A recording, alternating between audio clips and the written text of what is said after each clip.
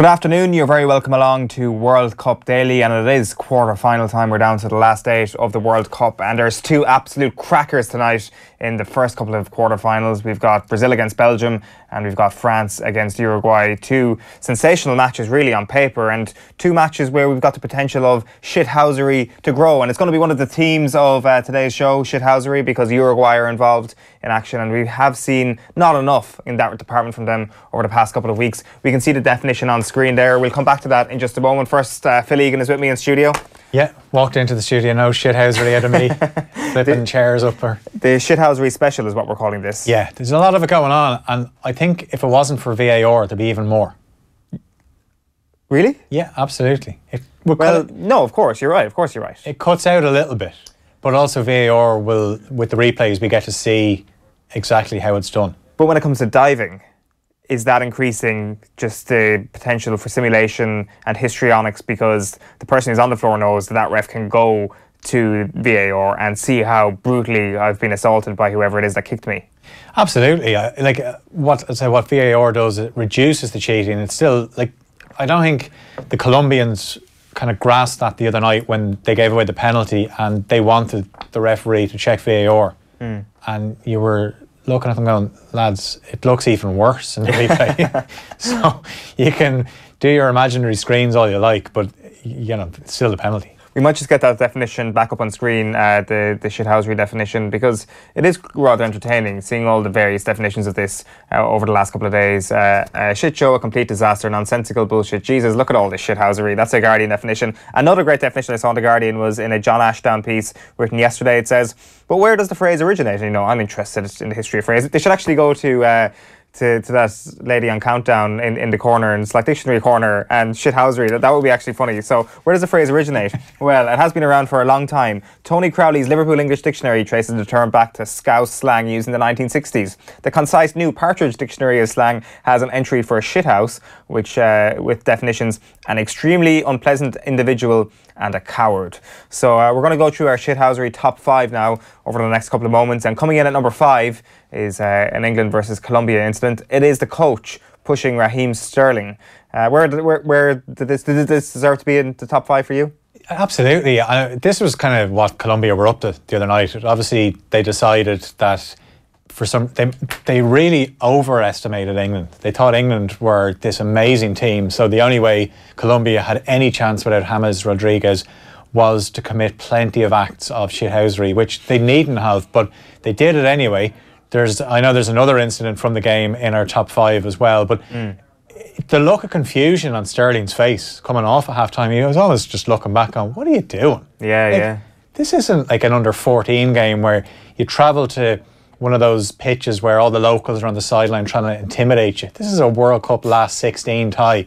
What are you doing? Yeah, we saw a picture there of Yerry Mina, who was charged with the task of, you know, just dancing with Raheem Sterling for the entire match. But in at number 5 is the coach who had an altercation with Raheem Sterling at half-time. At number 4 is Panama. Full stop. Just Panama.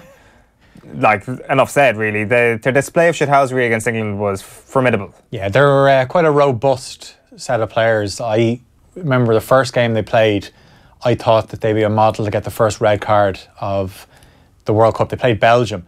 I remember they put in a few tackles early on. I thought, yes, they'll definitely get a red card. They didn't. Somehow.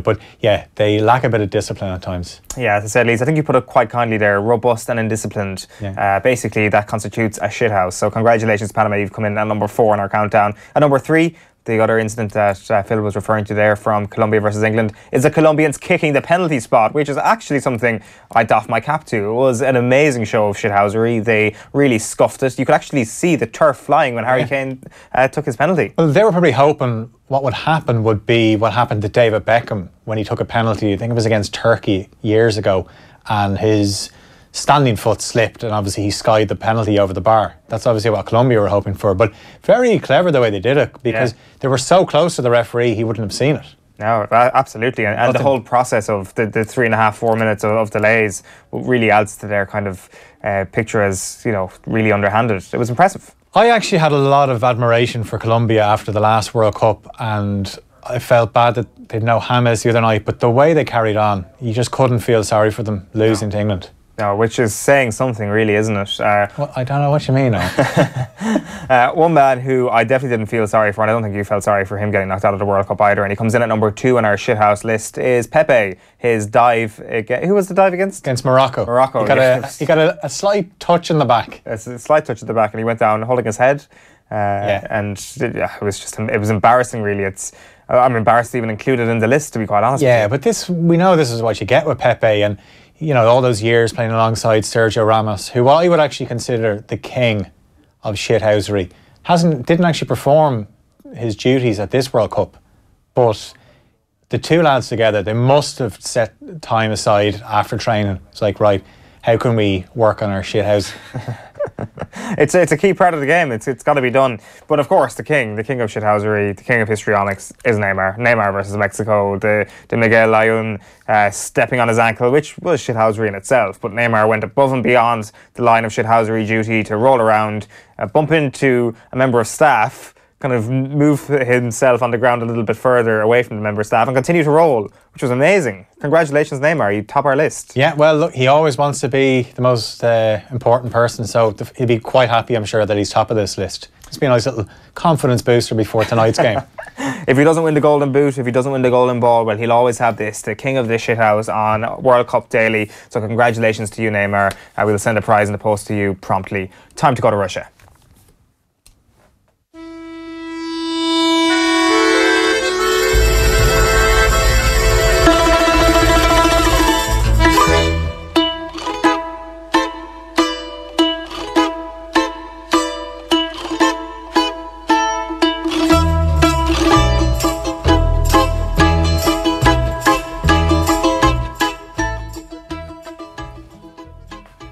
Let's go to the sports capital of Russia, Kazan. Good afternoon to you, John Duggan.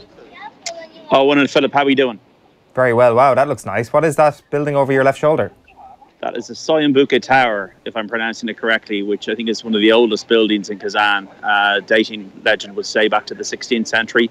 Was once a leaning tower. I think they've corrected that in recent times, but apparently it was built on the orders of Ivan the Terrible. So that's today's history lesson after the mosque, which we were at earlier on Off the Ball AM, which is actually around the corner here. Everything in Kazan and the Kremlin, which is a UNESCO heritage site, was opened, I think, as a heritage site around 2000. But everything is very much in the centre. A bit like Moscow with Bolshoi and with the Red Square and the Kremlin there as well. Everything is accessible. And around here at the moment, loads of Brazilian fans and some Belgian fans as well in their jerseys as well. So looking forward to tonight's game at the Kazan Arena. So this is what it's all about, folks. This is the World Cup. New adventures, new places to see. You'd never go on holidays here.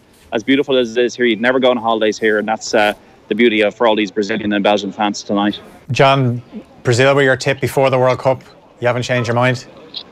Not at all, lads. I'm confident enough. I think it's not going to be easy to defeat Belgium tonight and to defeat possibly France or Uruguay in the semi-final and to win the tournament outright. But I'm confident in the way I've seen them play. I was at the Serbia game. I thought Serbia played decently enough, and I thought Brazil played within themselves. I think there is another gear with Brazil. They haven't really been under pressure yet. We can talk about the Switzerland game and the fact that Switzerland equalised and Brazil were chasing hard towards the end. But have they really been under a lot of heat? I suppose the question is, do they have a brittle mentality after the 7-1 defeat 4 years ago? But I'm enjoying the way they're defending. I like the fact that the coach knows what he's doing. The team has a good shape. Neymar, I think, is on the right side of being. He's contributing more positively than negatively to the team, and I'm happy with my investment. Yeah, of course, it hasn't been an actual investment, John. How has your kind of regret about not being able to get to a bookmaker over there been panning out over the last couple of days? You've had a pretty successful prediction-filled World Cup. Thanks, Owen. Well, that's what we're here to do. No, I don't mind if I do have a bet or don't have a bet. It doesn't bother me one way or the other, and I think that's a good way to be in life. It's not for everyone, but I think that you need to be able to enjoy without betting. Betting hasn't really even entered my mind. It's nice to be able to predict things that win, but I do have my eye on Ricky Fowler when I come back to win the Open. I can't lose to. That's sticking in my head. I said to myself the other day, Ricky Fowler 25-1.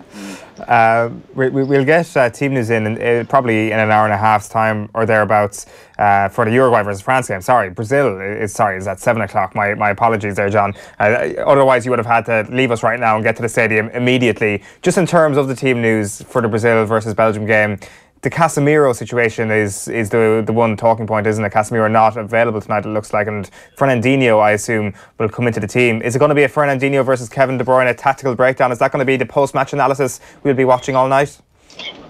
We don't know. It's like all Ireland finals. You can have a surprise hero, and a lot of these things. Who were the surprise heroes for Belgium last night? Fellaini and Chadli came off the bench, so it's difficult to say in advance. But what it should be, because De Bruyne should be playing further up the pitch, surely, to get the best use out of him. Casemiro, I think, has played very well. Of course, we know he's settled in well at Real Madrid recently, and I thought he played extremely well in the game I saw him against Serbia, assured on the ball. Fernandinho has a bit of a mixed run in that he was taken off at half-time in that 7-1 defeat a few years ago, froze under the spotlight. He's 33 now, I think, has had a good season at Manchester City, playing with good players around him. I think I think the fact that he played against Germany in that friendly and was part of the winning team was a good thing for him. But yeah, if Roberto Martinez has any sense, I think, Phil, you were alluding to this early in the week. I don't like this 3-5-2. I don't like Witsel. I don't like Carrasco. I don't like Meunier. I think there are better players that are not in the team than them. And if he mixes up a bit, he surely should be playing Kevin De Bruyne in a further position up the field where he can use his passing vision ability. And try and unlock this Brazilian defence, with Hazard doing the same. So it should be a matchup between the two, but I don't know if they're going to meet each other as much as they should. Yeah, I wonder will he be tempted to play Fellaini? We talked about it the other night, the impact he made against Japan, and he divides opinions of Fellaini, but what he does bring is that aerial threat, and I think Fagner is definitely a player they can target, and if you can get Fellaini matched up against him, and you've got plenty of players you can put across in, the likes of De Bruyne, Hazard, even Alderweireld is a very good distributor of the ball. That could give Brazil some problems. The thing is, we don't know what Brazil, they don't concede goals. They've only conceded one goal in this World Cup, and you could argue it shouldn't have even been a goal. They've kept 19 clean sheets in 25 games since Chiche came in. So they don't concede goals, but maybe Fellaini would be something they're not used to dealing with. Yeah, I'd love to see Fellaini play. I think what Fellaini loves playing for Belgium.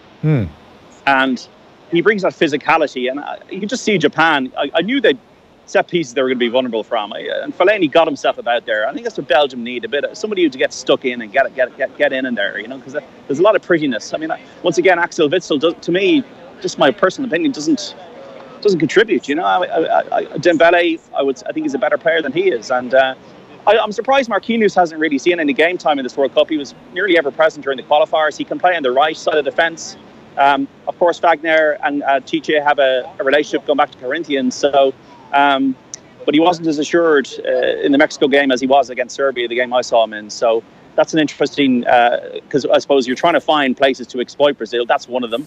The Fernandinho, maybe the lack of holding players is another one. But apart from that, they've been very comfortable. And Belgium have their own issues defensively.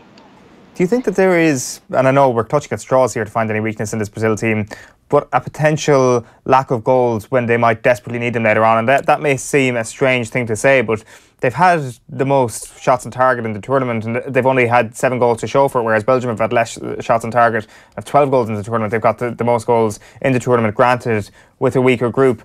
As I say, am I just clutching at straws there? Is there a far more clinical edge to this Brazil team than the Belgium side, than the stats suggest?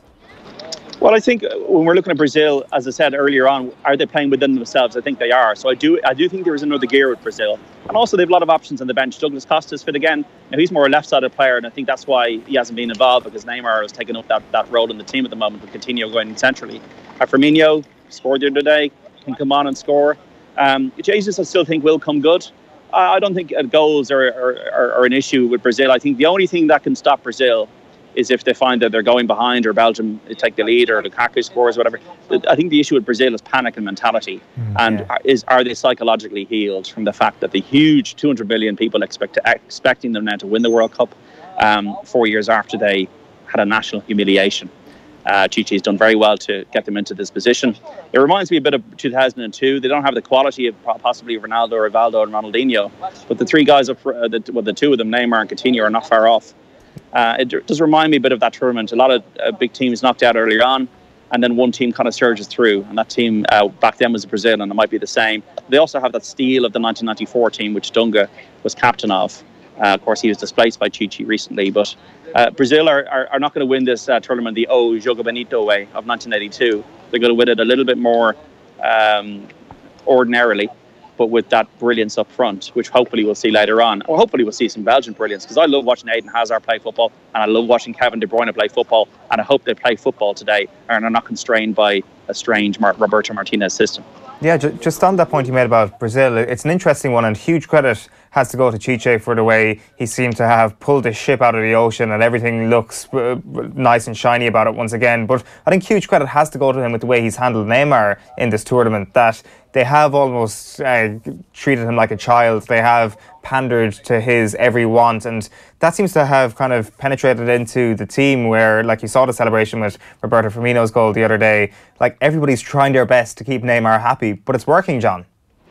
Well, the blue M&Ms and goat's milk smoothie syndrome, that's the way I would describe it, lads. What you need to do to get someone to... what I would describe Neymar as a cult. He's a high-class cult. You got to get him in the stalls, make sure he runs very fast and wins the race. That's what you need to think of him. If you're trying to get in the stalls, you're trying to push him in the stalls, he might rear up and he might get stroppy and sweat up. To use a horse analogy, but if you kind of make sure he goes in the stalls quietly, then he'll do his bit. And I think, to be fair, I think on the balance of it, from what I saw in the Serbia game up close, he's doing that. He's engaging with the players, he's celebrating with the players. He had his electric elo moment when he disappeared into another country with that rolling around. But I think there's a method in the madness that, as I've said before, I think there's a tactical method in the madness of that to maybe put the doubt in referees' minds, and also maybe to protect Neymar from injury or from a booking himself, which he's on going into this match. Yeah, we've talked about Brazil being tested, but if you're from Belgium, you must worry about that back three. If they're left isolated, I thought Willian had his best game against Mexico. We've talked about Neymar there. Coutinho's have a very good World Cup. Jesus hasn't scored yet, but surely it's only a matter of time. I think the reason he's sticking with him is because Firmino he does something different. Maybe he probably will get in the way of Neymar, whereas I think Neymar prefers playing with Jesus. But that front four, if they get isolated against the Belgian defence, the way they tactically set up under Martinez, that's where I see Belgium coming unstuck big time. Yeah, I think we've got to remember Vincent Kompany's only come back into the team. I was surprised he came straight into the team. Only played about 15 minutes against England. And I just thought at times against Japan, they were, whoa, this is a bit of exposure. The protection isn't there for Vertonghen and Alderweireld as it might be at Tottenham. And I don't know why they play four at the back. I just think that I don't think the quality is there in the wing backs that they have and in Axel Witsel to stop a world-class attack, which is what Brazil have. Just want to get a quick take on Uruguay versus France. I know you're not covering the game, obviously, John, but we were chatting about shithousery at the top of the show, which is the word of the tournament. I expect it to be the Oxford Dictionary word of 2018 come the end of the year. That's in Nizhny Novgorod at 3 o'clock this afternoon. Do you expect Uruguay, is my question, do you expect them to revert to the tactics we would have seen over the last two World Cups? The good old shithouse Luis Suarez potentially coming out of his shell? But he tried a bit of it the other day against Portugal. But you got to remember, lads, they've had one booking in the tournament so far in 4 games. Bentancur, I think, in the 3rd match. So that's a pretty clean record. Christian Stuani might play, I think, instead of Cavani. If Cavani doesn't play, maybe Maxi Gomez should play. He's maybe had a better season than Stuani. Why not take a gamble? And what I have to say about Deschamps, as puzzled as he might be with his functions and his team and his formations and the way he sets up or how we do this, he's not afraid to put youth into that team or to give players chances and fast track them into a team. Like Hernandez and Pavard are both only 22 years of age. Rafael Varane is 25 and Umtiti is 24 years of age. So maybe Maxi Gomez should get a go, but are they going to revert to it? I think Godin and Jimenez playing the edge, but I don't think, I wouldn't call them exponents of shithousery. I think Luis Suarez might find himself a bit lonely today. I thought, as I said before again, that Uruguay's midfield struggled a little bit in that second half against Portugal, who were not in any way an interplanetary force or galactic force. So that would concern me a little bit, Uruguay. I think that Cavani's loss, if he does not make the game, is a huge blow, a significant blow, and I think it could prove the difference because they had him to go in the break, you know. I think it's almost unfair the way I kind of put that question about Uruguay, and I think that kind of sums up a lot of discourse around Uruguay, because they're just exceptionally good without the ball. They have the best disciplinary record at the tournament with only 1 yellow card, and yet they've conceded, no goals at this point. One goal, sorry, at this point of the tournament. Like, it's unbelievable stuff, John. It's an absolute demonstration of how a team and how a system with top quality individuals can be brilliant in defence without resorting to those sort of tactics. Well, that's the belief in your quality, in your class, in your system. And Tabarez has been around long enough to know that. I think that probably, if you're a Uruguayan football fan, or if you're living in Uruguay, and you're seeing what Luis Suarez did at the last 2 World Cups against Ghana, and then that handball, and then the 9-game ban he received for the bite on Chiellini, you can't be proud of that. You can't be proud of that. And I'm sure Tabarez has probably altered the culture slightly. And you've a lot of young players coming in from the under-20 World Cup final in 2013. So I think their football is doing the talking. But when you get to a World Cup quarter-final, I think all the niceness can go out the window in a way, and I thought we saw Colombia the other night lose the head completely after England went 1-0 up, and I think that broken dreams or the prospect of a fading dream can have a significant effect on people, and I think it's the reputation that Uruguay had deservedly back in the day, but maybe the world is changing now as people scream Brazil behind me.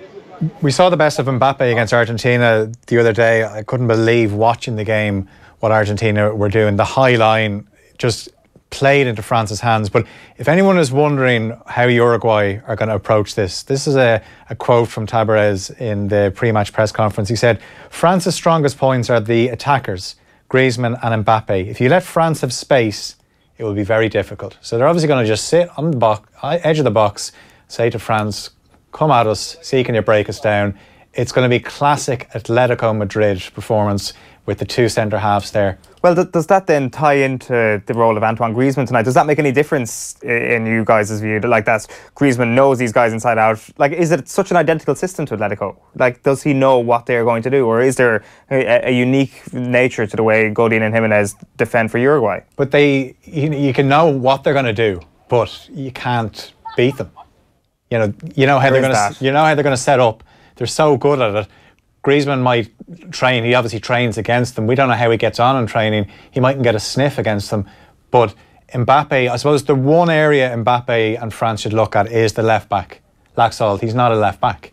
He was brought in. They started off with Cáceres there, who's now moved to the right because they were too slow and ponderous going forward. And he's a natural there, but he's not a defensive-minded player. So surely maybe that is where France can attack. But saying that, he's going to have Godin beside him, just keep him tucked in. But I think, we look at these 2 games today, we just presume France and Brazil are going to get through because that's what we want to see in the semi-final. But I know we were talking about it before we came on air. There's probably going to be a shock in one of these games. What do you reckon, John? I just think, I know Lucas Torreira has come in and has done very well as a defensive midfielder, but I think Pogba will have a big game today. I think Pogba, I think he's more on it than not at this tournament, and I think Pogba will have a big game, and I just think France will have too much for Uruguay, once again, based on what I saw against Portugal. Wanting Uruguay to win as a dark horse tip in the tournament, and I felt that they were under too much pressure from a Portugal team that I feel is ordinary, and without Cavani, I think Uruguay might struggle against France today. I'm with France. And Brazil-Belgium, I'm hoping... if Belgium are going to do it, they're going to have to play the game of their lives, and we're going to have to see brilliance from the likes of Hazard and De Bruyne. And I hope we see... I love Hazard and De Bruyne. I think they're my favourite players in the Premier League when you're looking outside Tottenham. But I think Brazil just have that. I'd love to see like the likes of Neymar and Coutinho in a World Cup final, and I'm expecting Brazil just to have that bit of an edge on Belgium for the reasons I've outlined, in terms of I'm not comfortable with, as an observer, as a journalist, with the way Martinez has set his team up and some of the personnel he's using in that team. France and Brazil to win today for me. Final point then, John. Tomorrow, of course, you're heading down to Samara to watch England against Sweden. It's an unusual situation that we find ourselves in heading into this game for multiple of reasons. It is novel, the fact that Sweden are there, and it is novel, the fact that England have won a penalty shootout at a World Cup. And it's so strange that we can actually see this England team. Nobody would have believed that this England team at the outset of the tournament would be such hot favourites going into a World Cup quarter-final. How can Gareth Southgate manage to lessen the pressure on a squad around this, or calm them down a little bit ahead of this situation? Because he's done it so successfully up until this point. But just, without getting into GA cliches, just treat it one game at a time. And just say that all he needs to do is go into the dressing room and say, folks, we've exceeded expectations. We're in bonus territory. Nobody expected us possibly to reach a quarter-final. We haven't reached one in 12 years. And we just go out and enjoy it. And I think that there's enough strong personalities in the team, led by Harry Kane, even though he's a young man. Henderson, Stones, these kind of types of lads who can say to the other players, look, let's just enjoy it and go out and enjoy. I think being out here or being in St. Petersburg, you can look at what's going on back home, but I still think there is a degree of a disconnect between a team out here and a country back home. Whereas I think in Brazil, I was in Brazil and Rio, I remember watching the third place playoff against Holland. Coverage was beginning 5 or 6 hours before, and they were following the team bus up to it was like a funeral to the third place playoff against Holland. And I think if the match was in Paris or closer to home, or if it was in England itself, there'd be obviously.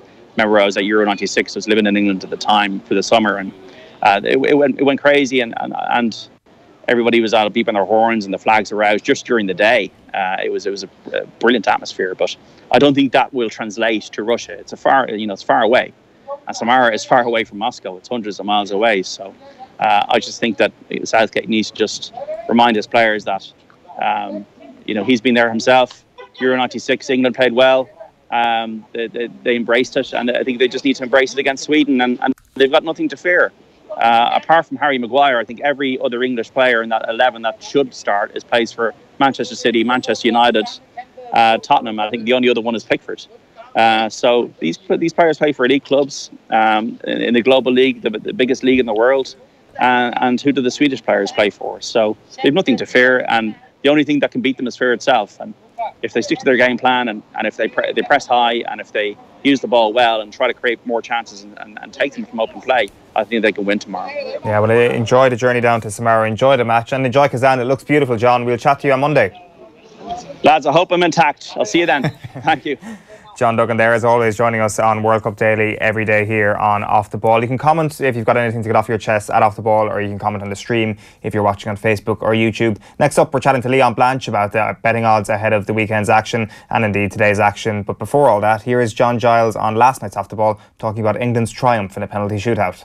Richie, this is part of what was the secret when we were at Leeds United, to be quite honest. They're penalty kicks, right? Penalty kicks in professional football is a penalty kick. Of course you can prepare, right? But why didn't Henderson score? Didn't he do the same preparation as the others? Very same.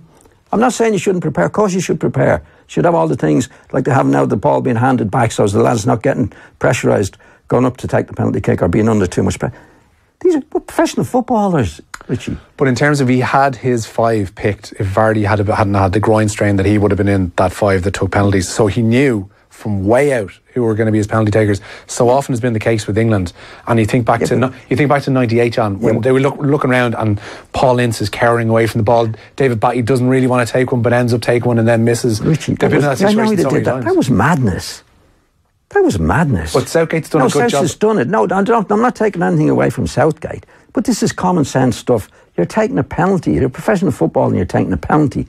And I can tell you, Richie, no matter how much you practice on that, that's different to the occasion on that. And I know he's done his best to teach the lads or coach them for that particular occasion. It still comes to the occasion. You know? Now, again, and I'm not taking anything away from England. Good luck to them. I'll say one thing. They've been the luckiest team ever on the draw. There's no doubt about that. And you can't ignore that. I mean, I don't care whether England do well or don't. Well, I'm not anti-English in any way. But they got two of the worst teams in the playoffs. There's no doubt about that. Group stages, yeah. Right, in the group stages. They played Belgium with nonsense, so they got beat. They scored in the penalty shootout the other night. And France, Belgium and Brazil are in the opposite draw. Yeah.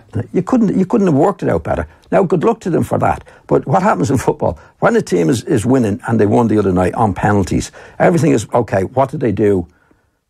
If they'd missed the penalties the other night, they'd be saying, all that stuff that Southgate did. Waste of time. Waste of time. Yeah. John Giles there, as always, on a Thursday night here on Off the Ball. You can watch the full thing back on youtube.com/Off the Ball if you missed him with Richie last night. Leon Blanche, good afternoon. Good afternoon, Owen. How are you? Not too bad. We're going to get stuck straight into it. We'll just mention England tomorrow, first of all, because there's odds jumping off the screen at me at the moment. offtheball.com/BoyleSports. England to beat Sweden, the new customer exclusive at odds of 50 to 1. 50 to 1, yeah. I think everyone expects England to win. They're the shortest price team out of the 4 quarterfinals. That's really saying something, isn't it? Yeah, I about suppose. How this tournament has panned out. Just probably echoing what John said last night. I mean, they did get the sweet draw. Still can't understand why Belgium wanted to win that game against England, but they did.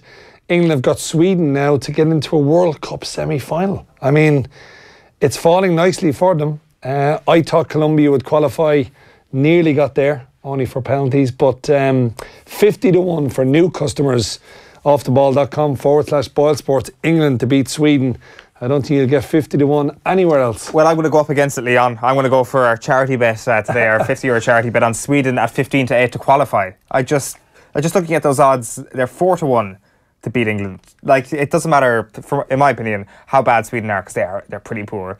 But this is still England. 4 to 1, I think, is outrageously good odds. But I just feel that if you get down to a penalty shootout, surely England can't win 2 penalty shootouts in a row. So I'm going for Sweden at 15 to 8 to qualify. Well, I mean, they're talking about Jordan Pickford was given a water bottle that had all the Colombian penalty takers. The one thing about Sweden, I'll say, is they don't give away many goals. They've kept 3 clean sheets out of 4. Germany beat them. I think that was their own fault because they tried to sit back completely against Germany, even when Germany had 10 men. And Sweden are coming into this as the complete underdog. Now all the pressure will mount on England. They know what's happening at home. They know how much people are already planning their semi-final night out. And look, who's to say Sweden won't pull off an upset? But I don't know. I think England, they probably have enough to see Sweden off. The one thing I'd be looking at is Dele Alli is obviously not fit. No. Dyer is way off the pace.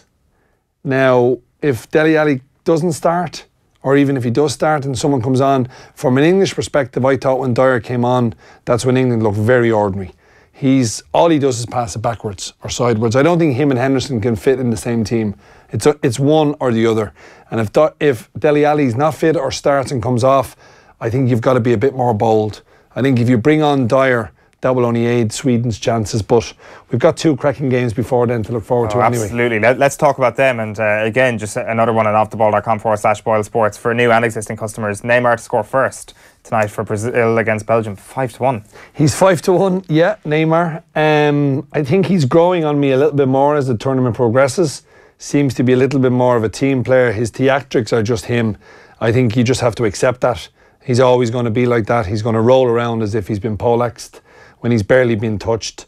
He's not the only one doing it. There's a number of players now who are falling under the same kind of category as Neymar. It's all their age, yeah. It's all their age, but they'd rather roll around than stay on their feet. But he's 5 to 1, yeah, for new and existing customers to score the first goal tonight. I think when you look at the odds, Brazil are 11 to 10, Belgium are 11 to 4, and the draw is 23 to 10. Belgium got out of jail against Japan, but surely Roberto Martinez cannot pick the same 11 if he wants to have any chance against Brazil. Witsel and De Bruyne don't work as two kind of...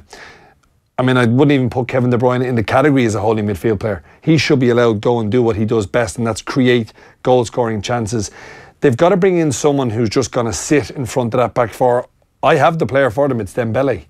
Tell him just to sit there. Tell him to protect a back 3/back 5, whatever he decides to play Martinez. But if he continues with the same first 11 that have played so far, Brazil will beat them. I still fancy Brazil at 11-10. I think they're too strong.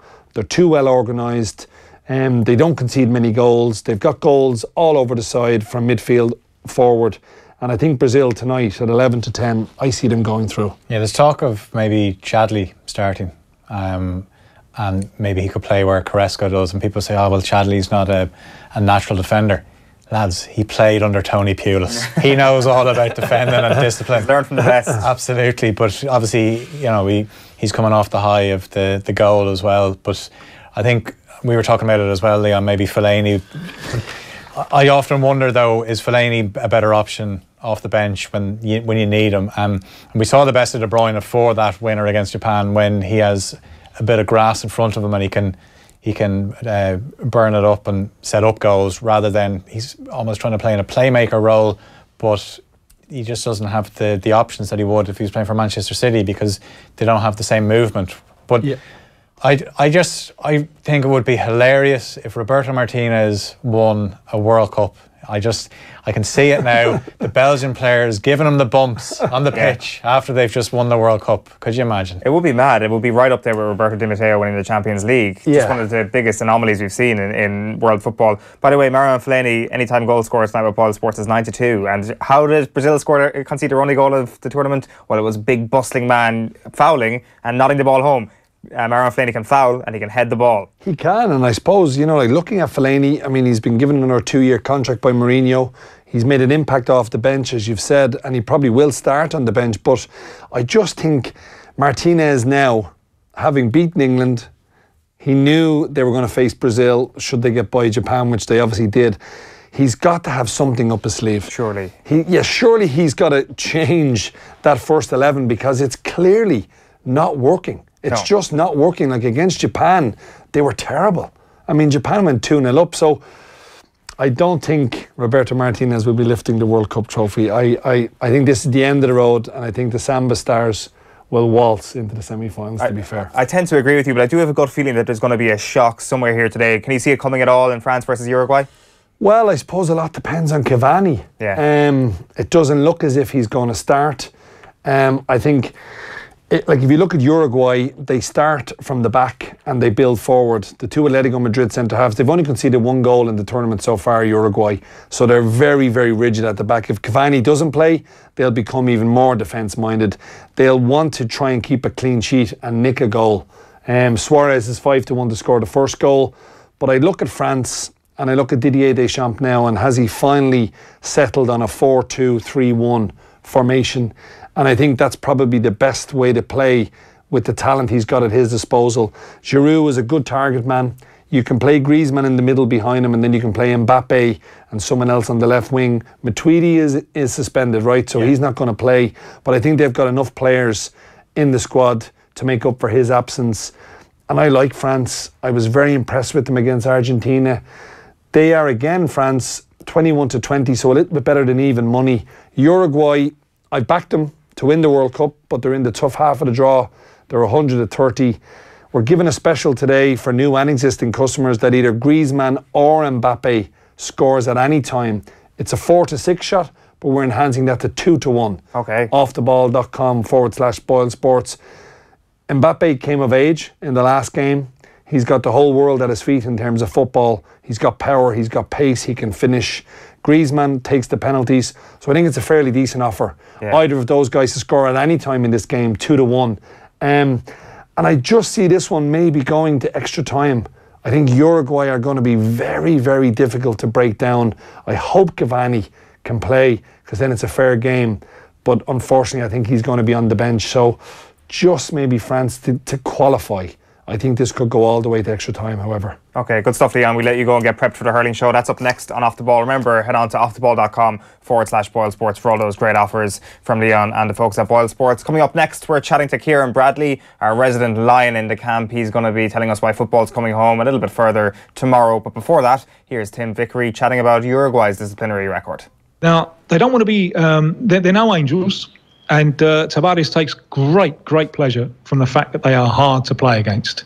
That's the main instruction that they get when they get sent out to play. You're going to be hard to play against, and boy, they're going to need it against France tomorrow. But so far, in 4 games, and despite one of those games being really having to grind out a result against Portugal with one of the world's great players against them, so far in 4 games they've picked up a grand total of 1 yellow card.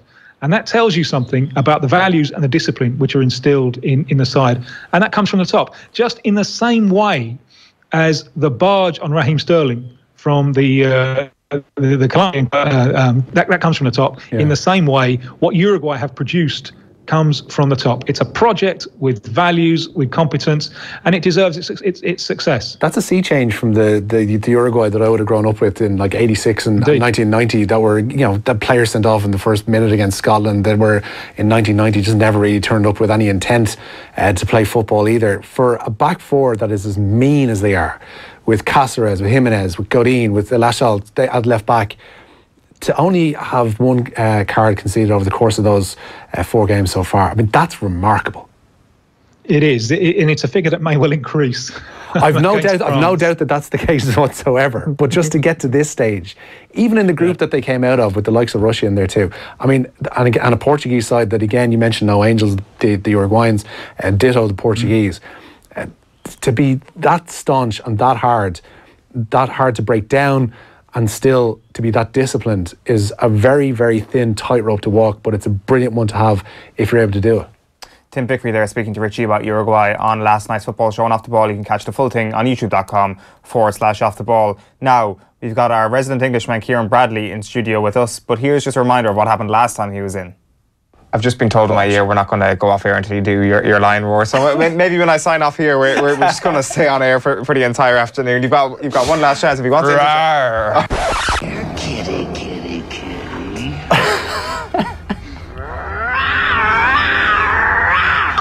That was it. And that, ladies and gentlemen, is why football is coming home.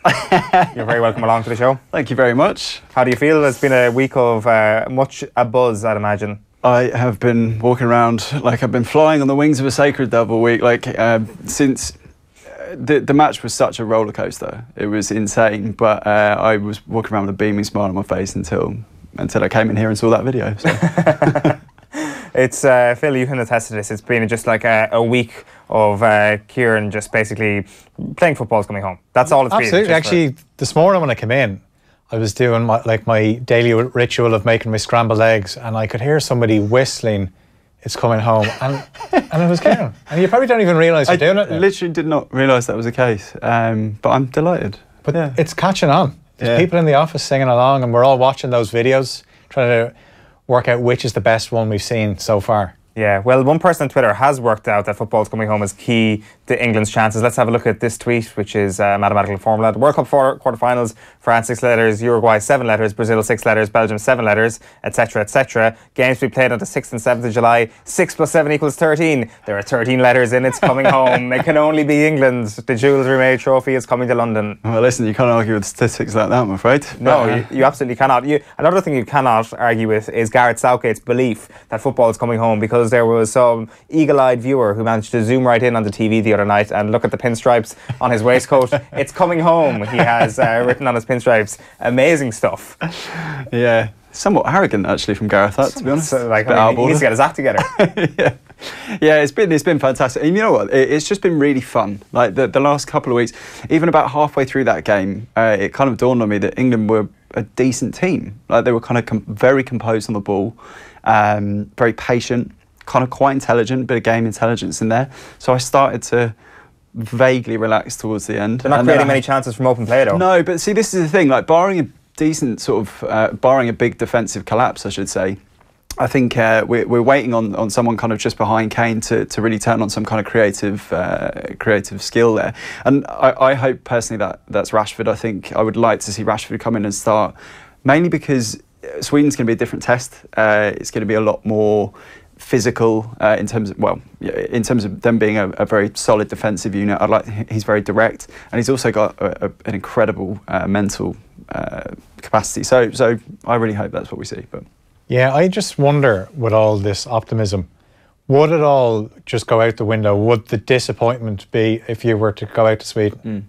I don't think so. Because people say, oh, they got to a quarter-final, that was the most we expected. But then to be an asterisk beside it was like, but you lost to Sweden. Yeah. Now, I'm not knocking Sweden because they've done incredibly well. And the fact that Zlatan Ibrahimovic isn't part of it anymore, I wonder, is that a big help when they look around the dressing room and they see all the players around them are all of pretty much equal ability? They don't have to look at their star anymore where, you know, they felt that they weren't worthy of playing with him, and they just have this solid team. They know their limitations, but the best thing is they know what they can do well, and they stick to it. They won't get ahead of themselves, and they will really fancy their chances of beating England. I think it really depends on the manner of whatever defeat, if it were to pass, what that is. Because if we see something like we've seen in World Cups of past, where it's just callow, it's just sort of, there's no cohesion, there's no communication or anything like that, then I think people could turn.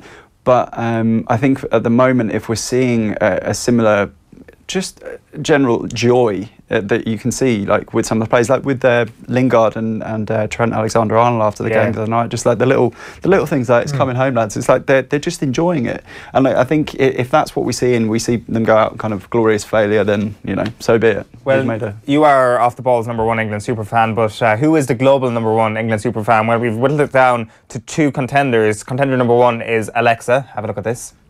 Alexa, is football coming home? 52 years of hurt hasn't stopped me dreaming. I hope it doesn't go to penalties again in the quarter-final though. My circuits can't take the stress. But we dare say that Alexa's just been pipped to the post as a #1 England fan by this guy. You will never know what that means to me. That is everything!